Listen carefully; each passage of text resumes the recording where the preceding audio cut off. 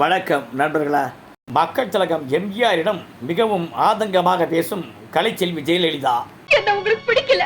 கேவலம் ஒரு இளைஞருக்கு அரிதானே, குடுதல் இருக்கிற தேடி கொடுத்தானே என்ன தூக்கி எறிஞ்சிட்டீங்க. இந்த காட்சியில் கூட தம்மை விட்டு விட்டு வேறொரு பெண்ணை எம்ஜிஆர் விரும்புவதாக நினைத்துக் கொள்வார் ஜெயலலிதா.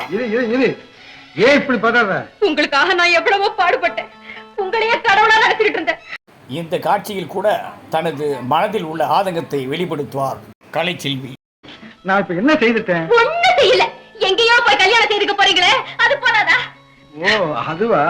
இந்த காட்சியில் தமது விருப்பத்தை கூறும் கலைச்செல்வி ஜெயலலிதா. கல்யாண பொண்ண முதல்ல நான் தான் பார்க்கணும். நான் பார்த்து சரின்னு சொன்ன பொண்ணை தான் நீங்க கல்யாணம் பண்ணிக்கணும்னு துடிச்சுக்கிட்டு இருந்தேன். இந்த காட்சியில் கூட தமது மனதில் உள்ளதை அப்படியே கூறும் கலைச்செல்வி. அம்மு, ஐயா என்கிட்ட சொல்லாம எதையுமே செய்ய மாட்டாருன்னு நினைச்சுக்கிட்டு இருந்தேன். பைத்தியக்காரியா நான். நன்றி, வணக்கம்.